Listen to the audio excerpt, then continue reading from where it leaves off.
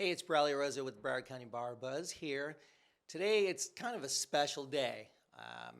Generally I'm interviewing friends and bar members, but this time I'm actually interviewing a dear longtime friend that's been with us here at the bar years before I even came, but he's been my friend for over a decade.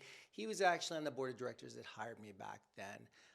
He is the honoree for Hispanic Heritage Month for Broward County, the Florida Jurist, the Honorable Jose Izquierdo. Oh. Welcome, my friend. Thank you for having me. I just, no rehearsal on that. Off the top of your head. Off the top of my head, man. Huh? That is true, though. I was on the board back then. You were? You had my back from the beginning, supporting. Yeah. Never forgot. Never forgot.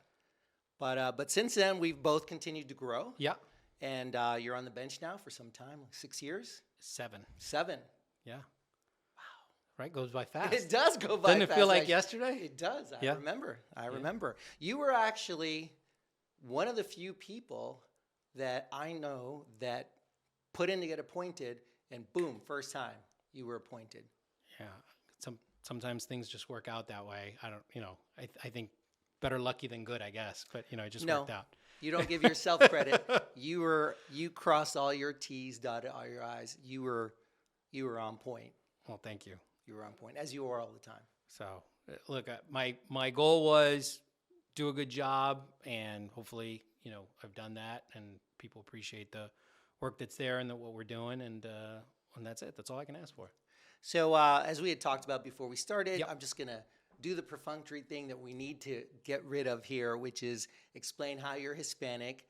Yes, you are my redheaded Cuban brother. How did that happen? How's he I don't know. Hispanic? No entiendo, hermano. Pero, yes, there are redheaded Cubans. Yes. So with that, can you kind of tell us a story maybe about some time when you were somewhere and people didn't know that you were Hispanic? Yes. So many, many years ago, I was putting myself through college, and I think you and I have discussed that many times, right? And I was working as a bank teller. It was one of the many jobs that I held.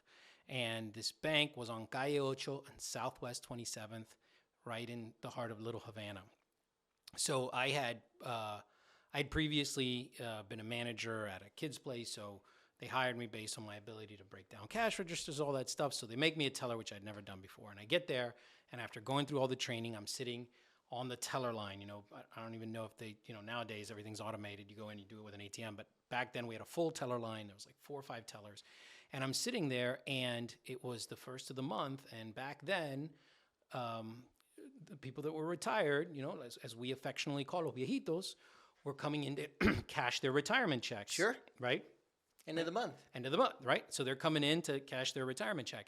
And so it's Southwest 27th, Southwest A Street, giant Hispanic, community, bunch of retirees, and they're waiting in line to cash their checks. And what I start to realize is while I'm standing there, they keep bypassing me and going to the other tellers. And the head teller, who I still remember her name to this day, Bobby, she looks at me and she goes, ¿Por qué no van a tu línea? And I didn't know what to tell her. Why aren't they going to your line? I didn't know what to tell her. And finally, she asks one of the clients, these were regular customers that had accounts there, and she knew most of them. And she goes, ¿Pero por qué no fuiste a la línea del señor en la esquina? And she, pero ustedes metieron a alguien aquí que no habla español. You guys put somebody here that doesn't speak Spanish. And so she got a piece of paper and in big giant highlighter put, Él habla español. He speaks Spanish, and stuck it right in front of my desk so that they would come and cash their checks with me. I love it. Yeah. That is a great story, actually. It's a real thing. Really happened. Oh, my God. Yeah. Long defunct now Capital Bank doesn't exist anymore, but that's where I was working. I remember when I first got here from California and went into Dade County, and it was culture shock. Even though I spoke Spanish, growing up in California, it wasn't something that you'd go somewhere and everyone spoke Spanish. It was kind of taboo, actually, in California at the time, in the 80s. Yeah. And lo and behold, you get into Miami-Dade, and as soon as they see you, they're like, hey, ¿cómo está? And I'm like, oh, it's okay to speak Spanish here. It's actually cool. Right. Not just that. I mean, Required. Required in some areas of Dade County, and I grew up in Hialeah, which we've discussed. And in Hialeah, culture shock to me was leaving Hialeah, because to me, I always thought Burdines was pronounced Budines. Like that was the way my grandmother said it. That's the way my mom said it. That was what I grew up knowing. And you'd go and everybody spoke Spanish in every store, and signs were in Spanish, and you did your shopping at Sedano or Jumbo, and everything that was the world I knew. So you had the reverse culture shock that I did. I left and like, why isn't anyone speaking Spanish? I can imagine that. Talking about that, let's play on that. So when you're on the bench now, I can imagine that you have different folks that come through that don't speak English. Yes. Have you had occasion where people didn't know that you spoke Spanish? Or I guess easier would be where you've had to translate or speak to them in Spanish. Yeah, so it's discouraged to us to translate because we have to serve another role, and we have amazing interpreters at the courthouse. Shout out to Gloria and her crew over there. They do amazing work. But when waiting for an interpreter, I have at times had to explain to someone, have a seat, we have an interpreter coming, so I will say it in Spanish so that they understand, and then I'll clarify on the record what I said, just so everybody is included and knows what happens. But it's pretty frequent. Somebody will come in and you recognize that they don't speak English, and I have the benefit of being able to address them in Spanish and make them feel comfortable and know that an interpreter's coming and nothing's going to happen on their case of substance until they understand everything that's going on. So, and I was thinking like maybe they wouldn't recognize, but they see the Honorable Jose Izquierdo. The name gives it away. Yeah, the name gives it away. The name gives it away. Talk about your division. Okay, so I am in a unified family court division with the anchor being dependency. And what I'll explain is I do domestic relation cases like your standard divorce, paternity, child support, but all that stuff in relation to a case that had or has open a dependency case. And a dependency case is any case in which there's been an accusation of abuse, abandonment, or neglect in regards to a child, and the child may have been removed from the parent's custody or a parent's custody. And one of the things that rightfully so people say to me when they hear that, but I do want to clarify that it's more than just that. People hear the word abuse, abandonment, and neglect, and their minds go immediately to worst case scenarios, right? Situations that you might see or hear about on TV about, physical abuse or being locked in a car, and those things do happen. But the reality is that the vast majority of the cases that we're dealing with really center around substance abuse or misuse, mental health issues, a lot of domestic violence issues. And it's not people that when you see, you have that visceral reaction like, oh, that's a terrible situation. It's more like, here's a situation of people that need help, right? And in dependency, they have that option of getting some help and getting back on the right track and then getting their children back. So, we talk about the word reunification a lot. That's when a parent has gotten whatever issue brought the case into care, into the supervision of the court, has been addressed and remedied, and they're reunified with their child, and it's a wonderful experience to watch. And I've seen many beautiful reunifications and had plenty of parents come back later. They're conducting some sort of business at the courthouse and say, thank you, I turned my life around, I got this under control or that under control. And I've been with my child being, now having done it for 7 years, had my child for 5 years and doing great. And then the flip side of that is, unfortunately, sometimes things don't work out for certain parents, and we might have to have a trial in regards to their terminating their parental rights. And that happens sometimes, which is tough. But in many cases, that may lead the child to being adopted, and that's also can be a very joyous occasion and very happy moment. So there's both sides of the coin there, and both things happen. And, I think a lot of people look at dependency and think like, what a rough division. Yes, it is rough. There is a lot of things that tug at the emotional heartstrings. There are a lot of tough cases to listen to for sure. But we do have some great moments, and we do get to turn some lives around and see some people really just come out of it better. So have you found, is there a real problem with drugs and mental health here in Broward County? Yeah, I mean, look, I think every community is probably dealing with that, right? We had the opioid crisis not long ago. Now fentanyl is an issue, and particularly with kids, that's a dangerous situation. I don't have to tell anybody. You read the stories about it all the time in the news. And mental health. I mean, unfortunately, there's a lot of undiagnosed mental health issues that come up. Mental health isn't an alarm that goes off for everybody to see as much as it's sometimes a decompensation as someone reaches a point in time where an issue starts to unravel for them. And, when we can get people that help and make sure that they have what they need, whether it's counseling or whether it's medication or whatever it is that helps them get back to where they can be the best version of themselves they can be, it's a good thing, right? And not only a good thing for that family, but for the community in general. So it's a positive place in that regard. I enjoy it. I think it's one of the cooler divisions in the courthouse because you do get to help people. I have met a lot of parents and adoptive parents and relative caregivers that have gone through the system and really gotten something out of it.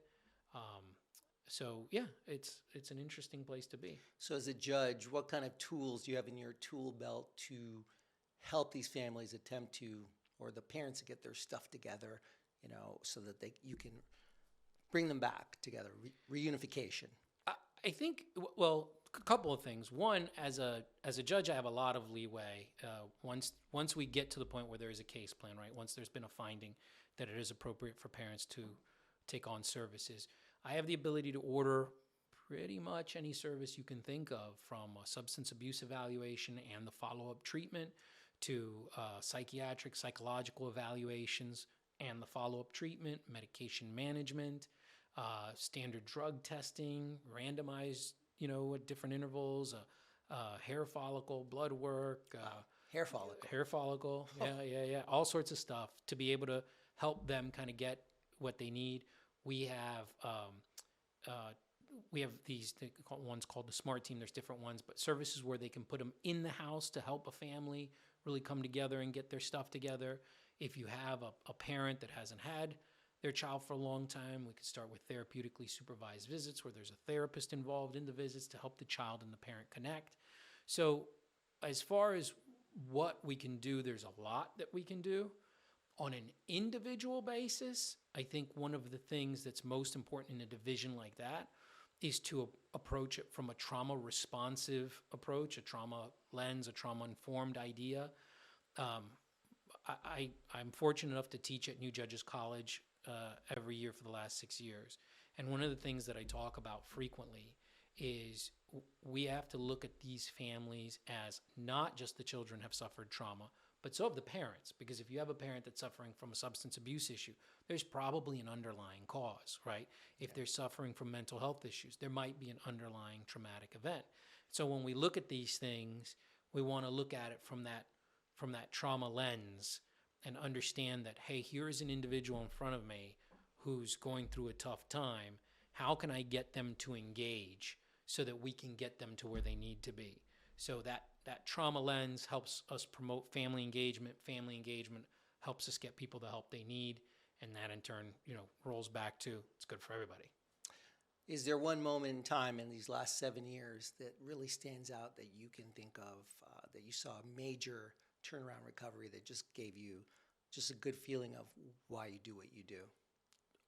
Multiple. I mean, I've really, I think one of the benefits of being in the same division for the last 7 years is I've seen people roll back into the courthouse. They're picking up a, copy of something or whatever, and they'll pop into the courtroom. And now in the years of Zoom now, I've had a couple people find my Zoom and pop in, and I'm in the middle of a hearing and I see somebody pop in and I'm going, why is that person here? And then when the hearing finishes, they'll tell me, I just wanted to let you know, this changed my life. So I can think of a couple. I had a young woman who, she was a child in the system, ended up with a child while she's in the system. Oh, geez. Right? Difficult scenario. Yeah. And had a tough, difficult time being able to reconcile her own trauma and, her situation with her child. But at the end, it worked out very well for her. Good. And there are plenty of stories like that. And so those are the ones that you live off of. I mean, those are the ones that you think to yourself like, all right, you know what? I helped somebody, and that gives me fuel for the next day. Yeah. Yeah. So one of the many reasons of us selecting you as the Florida Jurist are very successful ones, but one of the big ones is working with the Seminoles. Can you talk about the work you've done with the Seminole tribe? Yes. So first off, a big shout out to Chief Judge Tudor and Administrative Judge Hope Bristol. They gave me the green light to do this, and I saw a need, and I thought maybe I could help, and they were all for it, and they've been incredibly supportive. When I came into dependency, my first few months on the bench, I realized any case that has any case that falls under the Indian Child Welfare Act, which is Native American child, is subject to federal law that details how we have to handle the case, and it's handled at a different level because there's some history. Whereas way back before the law was passed, before the 1970s, there was a widespread abuse of removing children from tribal homes and just having them adopted into non-tribal families. And so this law was passed at the federal level many years ago, and it requires certain things to be taken into account for children from tribal families. Well, when I was coming into dependency, I had a case that fell under this, we call it ICWA, this ICWA law. And I was like, I had to go back and kind of read up real quick to get educated on it. And then right after, I had another one. And then I had another one. Wow. And so those would come to you as a circuit court judge here? Yeah, just randomly assigned to me. And not long after, I was at a conference. Not a federal court? No, because dependency is governed by state law. Okay. So the federal law lays out what the state has to do in those types of cases. Interesting. So you have to educate yourself on federal law then. Very much so. And so I'm at a conference, and the court administrator for the Seminole Tribe of Florida, Stan Wolf, who's an amazing person and someone that I've really had the pleasure of working with, was talking about the Seminole Tribe and what they were doing. So the law under ICWA permits the tribes to have jurisdiction on their own cases. And at the time, the Seminole Tribe was working on their system and how they wanted to do it.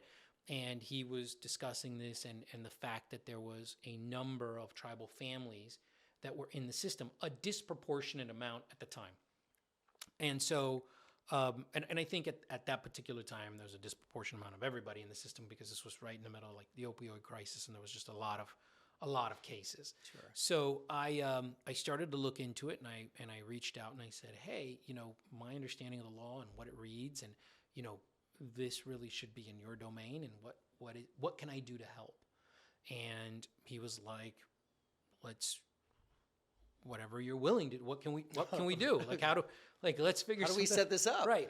What do we do? So we sat down and we started talking, and I said, well, the spirit of the law is that you should have these cases in your jurisdiction, and I'm respectful and mindful of the fact that they're working on their system, and that's for them to determine at their time and pace. But I felt that if we can make it a focus to kind of honor that and have the cases at the reservation, that perhaps we could have tribal members who felt more at home, more at ease, more in an environment that promoted family engagement into the case. Sure. Right.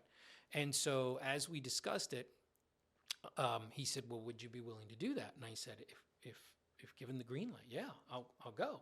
So, like I said, Chief Judge Tudor was absolutely all in. Yes, absolutely, Jose. Sounds like a great idea.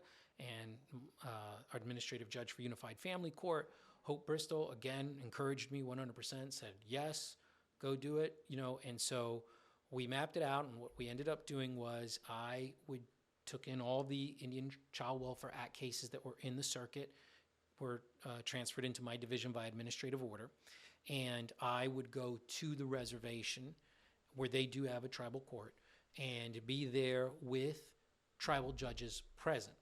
And the tribal judges would take the time to educate me on the traditions and tribal customs of the Seminole tribe so I could better engage with the families. while they had an opportunity to watch me do dependency court and learn from there what might be something that works for their system, right? So that opportunity to learn from each other helped alleviate some of the miscommunications that sometimes happen as a result of cultural differences, and the ability to be able to engage families at a better level, understanding the generational trauma that exists, understanding the historical trauma that we've dealt with, and being able to be open-minded to that and respect their culture and respect their traditions while simultaneously earning their respect because I honor, their traditions. And little by little, I think an ability, a level of trust developed between myself and members of the tribe that were appearing before me, as opposed to me just being some random judge randomly assigned who knew nothing about them and their customs. Here you had a judge who was taking the time to learn, study the law, understand everything that came around this particular area, and honor and respect their customs, while simultaneously, not every family is completely tribal. Some have non-tribal parents, right? You have one tribal parent, one non-tribal. Being able to be able to hear both sides and kind of fairly give everybody the same level of attention and the same level of detail, and be able to respect the child's also culture and heritage, right? Whether it's solely tribal or whether it's half tribal, half not. And so that's how it kind of got going. And, now we've been doing it for, I want to say, 5 years. So you're still doing this? Still doing it. So I was just there last Friday, and we had a full docket, and I go there, and we do it there. And what we've seen has been a higher level of family engagement. Instead of initially a level of distrust with the system, I think there's a level of, okay, they're here to give me an opportunity and to be heard, and I'm going to say my piece and then go from there. And being able to have a dialogue has made a great difference. We've seen a lot more engagement, a whole lot more reunifications, and a lot more case closures as opposed to cases lingering for long periods of time. So, is this something that eventually you would transfer over to the tribal judges? Would they ever do this, or is it supposed to stay with Broward Circuit? No, as they work through their system and get their system together, and of course I respect the pace at which they do that and the time in which they do that. It is theirs to do, right? I'm here to help that transition along when it's ready. And as long as as long as we're in that process, I'm here to continue to help them be in a situation where tribal members don't feel that the level of innate distrust that they might have felt when coming into court, right? They see that their elders, tribal judges are there, they're present. They understand that, there are eyes on the court process beyond just the court, right? Right. Someone's there making sure that it's fair and on the up and up. And so I think that really helps everybody feel comfortable, and as opposed to, walking into the courthouse and where is this, I've never been to the courthouse. I deal with things on the reservation, and I got to be here, and who's this guy and what does he think? And, now I'm there, they see faces they're familiar with and they know, and they say, okay, all right, this guy's going to hear me out, and that's all really you can ask for. So is this something, sounds like something that you could replicate and take to other jurisdictions? So we've identified a couple different circuits that have tribal population, and we really want to see about duplicating this and doing it in another circuit. And we were right on the cusp of it, and then a couple things came in the way. So I do think it's something we're going to get to do again in another circuit. And my hope is that as long as there is people who feel alienated from the court system, we can create an environment to be more welcoming. Not everybody is always going to get what they want in court, But I think the important part is that they feel welcome to the process and they have the opportunity to be heard, right? And if there can be an inviting scenario that we can put out for people to be able to engage in the court system and feel like they were heard, whether they agree or disagree with the decision, right? At the end of the day, judges have to make decisions, and sometimes people are going to walk away and disagree with the decision. That's fair. I don't have a problem with that. Disagree with my decision. There's a basis for that. We take it up on appeal. 4th District Court of Appeals can check my work and see if I did it right or if I did it wrong. I'm not perfect. But the fact that there's an inviting scenario, environment, place where they can come in and say, hey, I'm going to be heard. And whatever the decision is, it was fair and square. They made a decision. I may not agree with it, might think they got it wrong, but I know I was heard, and I walked in and I felt comfortable, and I know it was all on the up and up, right? That's the important part. That's, I think, what the court system should be. Is this something you're teaching around? I know you teach. Yep. Is this something you've been educating folks on around the state or even beyond?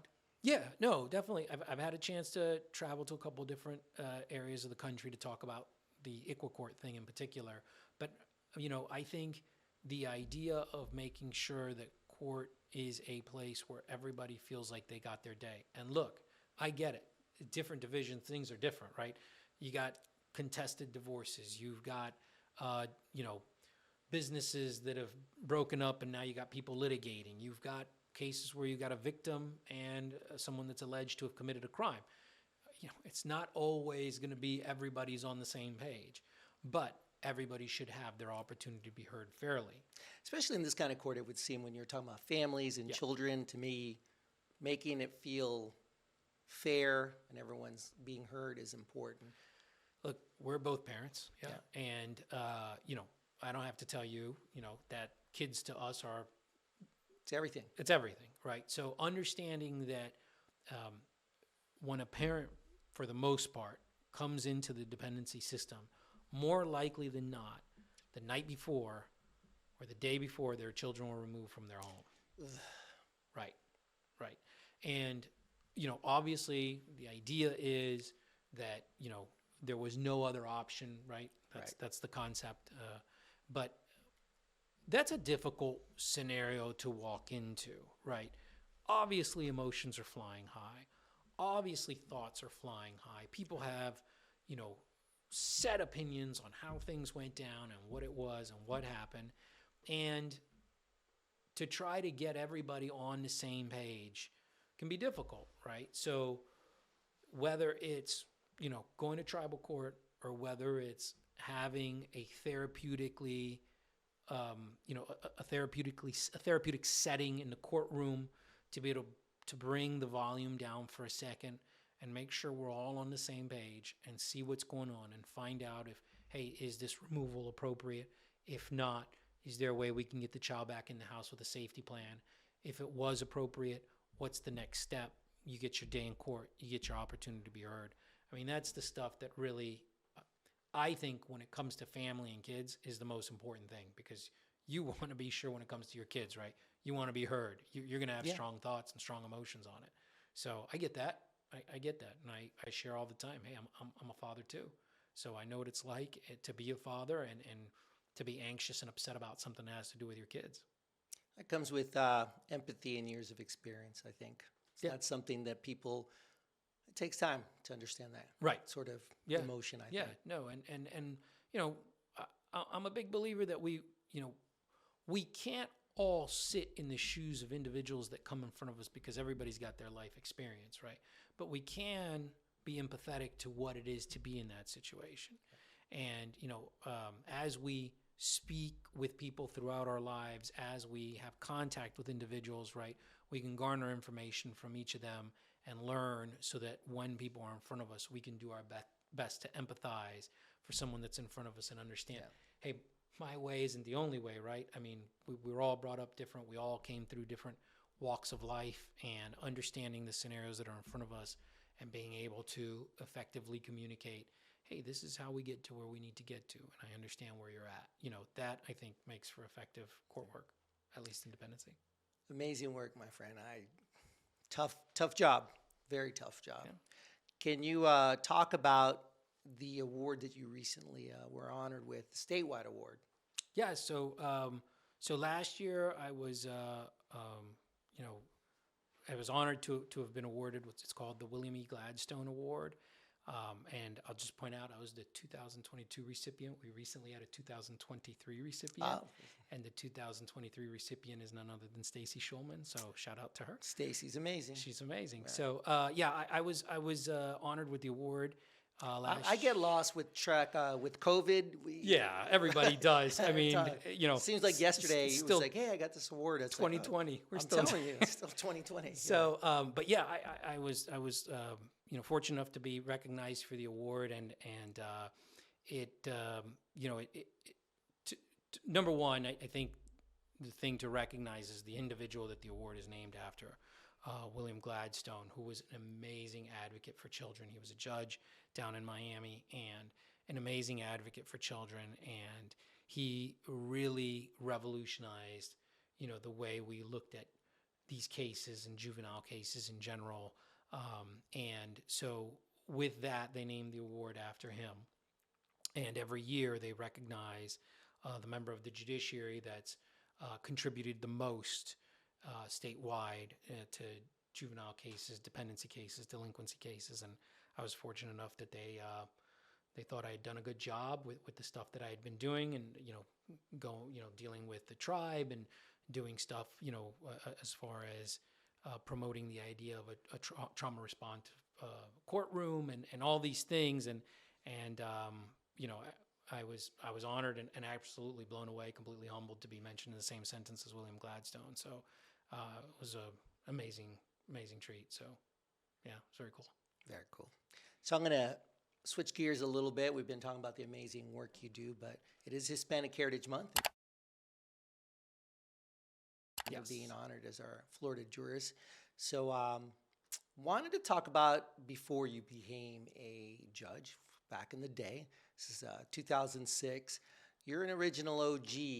People don't know probably that really encouraged, supported, advocated for diversity and equality on the bench.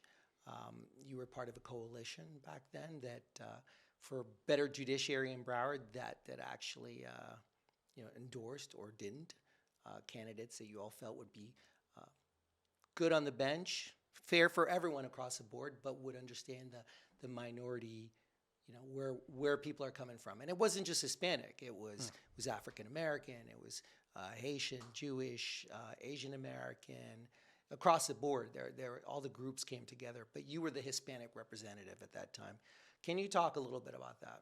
Yeah, without going into the stuff about candidates or any of that, what I will say is, it was a group of people that I think really understood that Broward County was truly a melting pot of different cultures, and wanted to make sure that we understood that and that was being represented on the county level, and specifically in the courthouse and whatnot. And, a lot of great people came from that. Todd Stone, Jay Kim, Robert Vaughn, Kathy Shields, Corey Lopez Castro, Luis Suarez, and I'm missing Lisa Mateus Hood.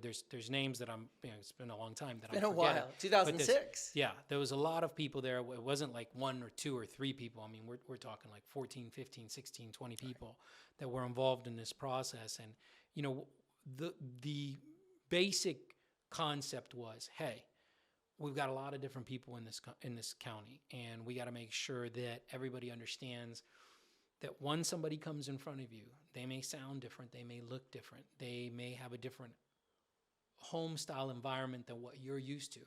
It doesn't make it wrong, right? We've often talked, right? Not in a setting like this, just you and me sitting around talking. We've often talked about our childhoods, right, and what they were. And they may very well be different from other people, right? It doesn't mean that my childhood was wrong or theirs was wrong. It was just different. And understanding that we come from different places leads to understanding and circles back to that idea of empathy, right? And so the idea that, hey, we can learn from each other and we can understand that my way may have been different than yours growing up, but that doesn't mean it was right or wrong. It's just different. I want to learn from you, and hopefully you want to learn from me. And the next time we come across somebody that's comes from a different background or looks different than us or has a different culture than us, we can look at them and say, hey, let's hear about you, and the more we absorb, the better I think we are at being empathetic, being understanding, recognizing that every situation is going to be different. And at least for me, serving as a member of the judiciary for a county like this, the more interaction and the more I can have with people and know about them and their background and their history, and the more I can share about mine, I think just makes us better. I think that just makes us better. So yeah, that was, something that I started then. And, I hope that, that work has really made a difference. I think it has. I think we have a different viewpoint these days about recognizing, hey, there's different people that come in front of us. So it was neat to work with those people back then. A lot of them are good friends to this day. And every time I see one of them, we kind of know we shared that time, and it was neat. It was cool stuff. So look, my friend, I know you are a judge for everyone. Doesn't matter if you're Hispanic, African American, white. It doesn't matter. You're a judge for everyone, all of us. With that said, Broward County's at, I think, like 32% Hispanic. We've done a great job in my tenure, 10 years now plus, of seeing that grow. I think we're at like 17 judges now and a couple of magistrates, which would put us somewhere at maybe like 20% or somewhere around there, because there's probably close to like 90 judges. Personally, I think that the Hispanic community has to do a better job at mentorship and really helping guide young folks. And I know you've done that. You did that before when you were not on the bench, but I know that you mentor people now. What's your recommendation? How could we be better at that? It's very easy to get caught up in our day-to-day life. All right, we all got a job to do. We all have family we got to take care of. We all want to make it to, the events of our kids or graduations or whatever is going on.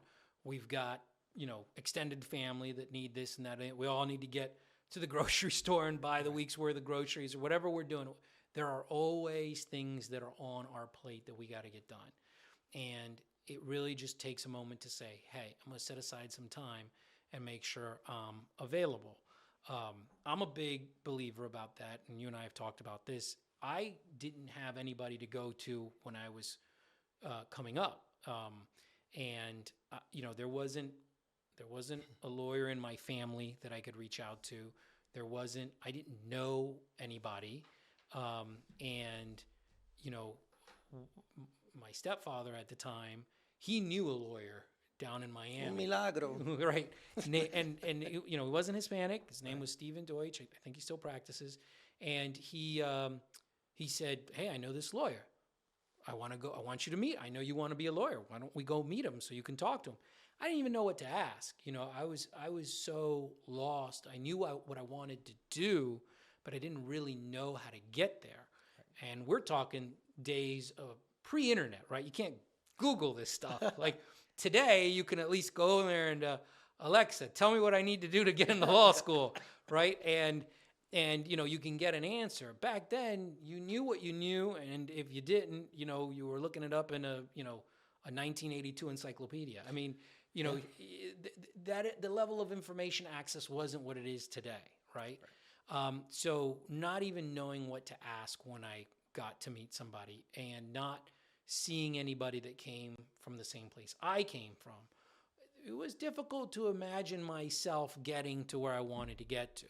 So, if I can set aside some time, and whether there's someone in high school or college or law school, and show them, hey, this is what you need to do. These are steps that you can take so that you have a better opportunity to be successful in your endeavors, then, it breeds the idea that we can all progress, right? And that's one of the beautiful things about this country, right? You have the opportunity to go as far as you want here. You can progress. And having some sort of individual who can kind of just give you the layout, give you the map, give you the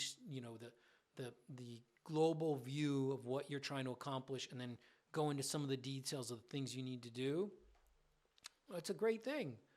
And then you get to see these people succeed, and what more fulfilling feeling than watching someone succeed that, you might have said a good word to, or gave an idea or a helping hand in regards to, hey, this is how you get past this obstacle, or this is how you deal with this. So, I don't see a downside to it. It's easy to put it on the back burner, but if you just set aside the time, right, we can do it. We can all do it. And somewhere out there, there's someone that's going to be motivated by the amazing work you've done, or the amazing work that, somebody else has done. And if we just take a few minutes to, hey, this is how I got from point A to point B. And I will say that, a lot of my supporters, mentors, whatever, people that stepped up for me, were not Hispanic. So I'm not saying this is a Hispanic thing. It's an American thing in that sense. And you could reach out to folks. I mean, if I think back at when I first came to the bar, I mean, people like Charles Moorhead. Right. You were there for me, but there were people like Charles Moorhead. Yeah. He was no Hispanic. No. Great guy. Great guy.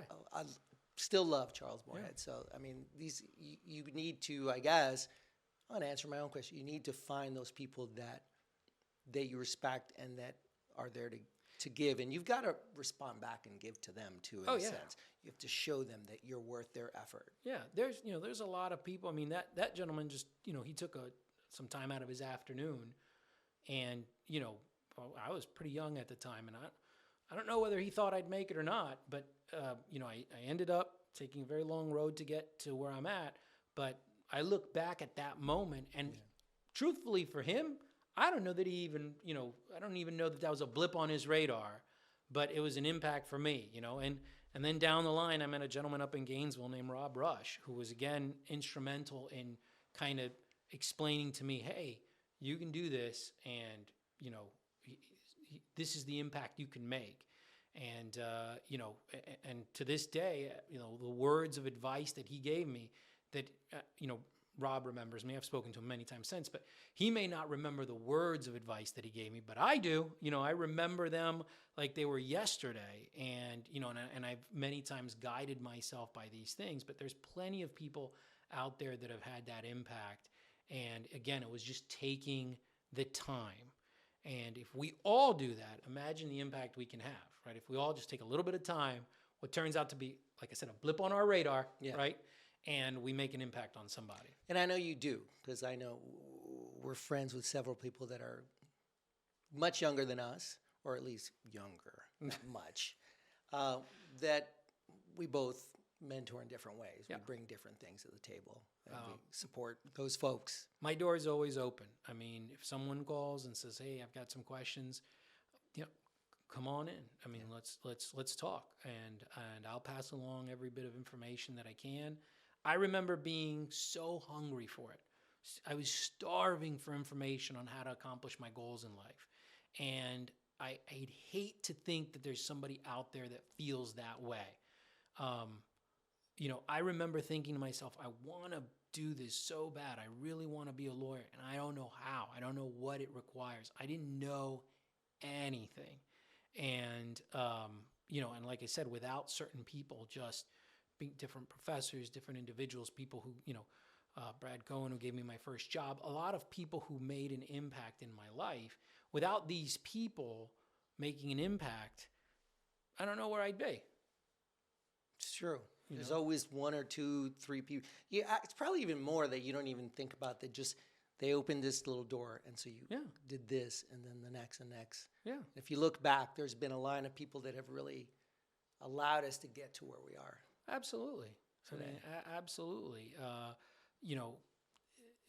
That is an important role, and that's why I say when we spend that time, like plenty of people have called me and asked me for advice about something, or roadmaps, or this or that, or whatever about particular things. How to they're opening up a practice, or when I was doing that, or they interest in this area of law or that area of law. They want to be a lawyer, or they're thinking about being, and so many times I can't even remember how many times I've taken the time to speak to somebody.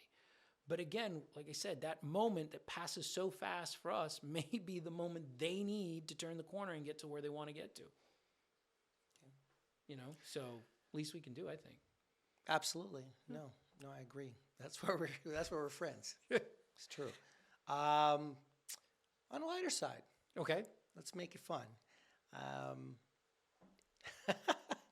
Best vacation ever.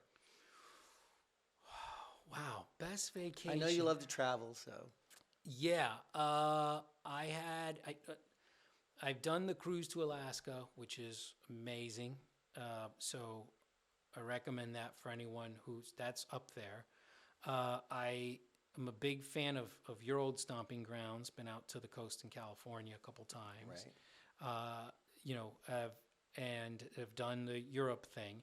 It's hard to pick out one specific one because I think each vacation has its moment. I got to dog sled on a glacier when I was in Alaska. That was That's cool, actually. cool. Yeah. And so that was very neat. And I am a dog lover, right? And I did not know how I was going to feel about this because I was really kind of conflicted about whether this was like bad for the dogs until I got there. And you've never seen dogs more excited in their lives about running out into the snow. So that was cool. I've done the France thing, which is an amazing area, beautiful. Spain I've been to. I've been to Iceland, seen the Northern Lights and that. It's hard to pick one. I don't know. I like to travel too much to pick one. I asked that because I was going to say, hey, one of my fun questions that I often end with is, if there was going to be a biopic about Jose Izquierdo, who'd be the actor? But come on, Cuban redheaded kid. What actor out there? A lot of people that are Hispanic Cuban will say to me, "¿Cómo se llama el tipo este?" Andy Garcia. Okay. Oh, Andy Garcia would portray me, but I'm like, well, Andy Garcia is not going to pull you off. Yeah, he said he'd have to have different hair color. Yeah, so I was like, I'm not going to ask Jose that. Yeah, question. I don't know Of any actor. Yeah, that would, I don't know who we'd find to do that. I don't know. That'd be tough. Yeah, it'd be hard. That'd be tough.